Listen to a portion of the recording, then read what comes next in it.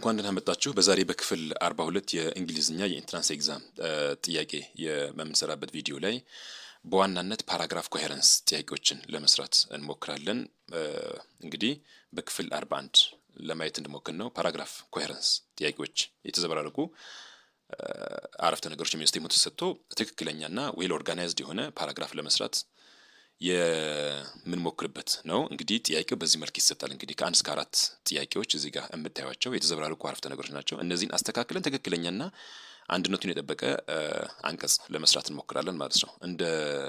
ከዚህ በፊቱ የመጀመሪያ እንደዚህ ፓራግራፍ ኮሄረንስ ጥያቄዎችን የምንሰራበት የመጀመሪያው ቴክኒክ ፕሮናውኖችን እና አድጀክቲቮችን እንዲሁም ሲኩዌንሻል ወይም ደግሞ ሲኩዌንሲንግ ቨርቦችን መከተል ማለት ነው። ፈርስት፣ ሰከንድ፣ ሰርድ እንደዚህ ወይም ደግሞ ስሙ ቀጥታ ላይ ጠቀስ ይችላል ዘይ ዘም እንደዚህ እያለ የሚያወሩትን ቨርቦችን ተከትለን እንሄዳለን። ብዙ ጊዜ ዋና ሀሳቦች በናውን እንዲሁም ደግሞ ሌሎችን ጠቅላላ አድርጎ በማስቀመጥ በሚችሉበት ቋንቋና ኮንሰፕት ነው የሚቀመጡት። ምሳሌ ከ1 እስከ 4 ያሉት ጥያቄዎችን ቅደም ተከተል ለማስያዝ የመጀመሪያውን ሀሳብ ምን ሊሆን ይችላል የሚለውን መጀመሪያ ጊዜያችን ለመቆጠብ ያን ነው የምንሰራው።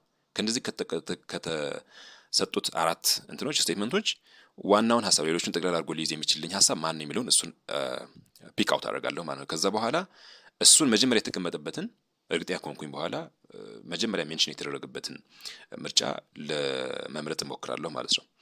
ምሳሌ አንድ ቁጥር ብናይ ሂ ኮልድ ሂስ አሲስታንስ የሚለው እንትኖች አሉ እዚህ ጋር አድጀክቲቮች እና ፕሮናውኖች አሉ እዚህ ጋር። ምሳሌ አሁን ሂ እና ሂስ የሚሉት ፕሮናውኖች ማን እንደሚገልጹ አይታወቅም። ስለዚህ እዚህ ጋር አረፍተ ነገሩ ሊጀምር አይችልም ማለት ነው። ሁለተኛ ዘይ ቦት ሰም ፍላወርስ ዘይ ሁ አር ዴይ እዚህ ጋር ፕሮናውን ነው የተጠቀመው። አሁንም ዋና ሀሳቡ አልተገለጸም ማለት ነው። ዘ ሾፕ ኪፐር ሴድ ኦ ዲር ዘይ ሃቭ ፔይድ ቱ ማች ዘይ የሚለው እዚህ ጋር ፕሮናውን አሁንም አልተገለጸም። ብዙ ጊዜ ፕሮናውኖች አረፍተ ነገሮችን አይጀምሩም ሞስት ፕሮባብሊ ማለት ነው። ሶ ዋና ስቶሪው እዚህ ጋር አልጀመረም ወይም ዋና ሰብጀክት ኦፍ ዚ አክሽን ወይም ደግሞ ዘ ስቶሪ ኤክስፕሊሲትሊ እዚህ ጋር አልተቀመጠም፣ በስም ነው የሚቀመጠው። 4 ቁጥርን ይዩት። 3 men wanted to buy some flowers for a friend's wedding 3 men እዚህ ጋር ማን እንደሆነ ሰብጀክቱ ወይም ሰዎች ተጠቅሷል። 3 men ከዛ በኋላ ዘይ ሂስ የሚለው አንዴ ሾፕ ኪፐሩ ሊያመለክት ይችላል።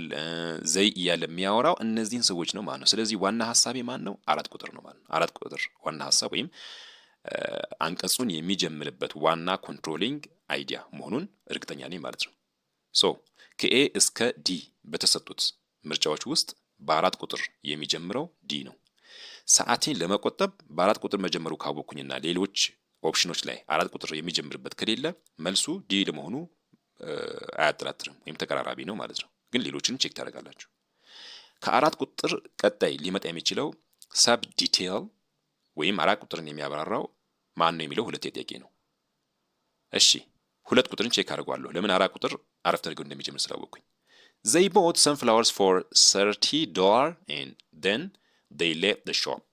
Look, just we can easily see those two statements go hand in hand.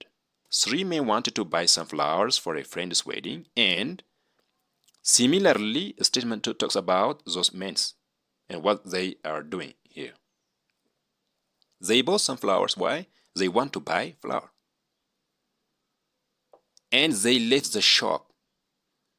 Since we are talking about the shop here, why they go to buy some flowers from the shop?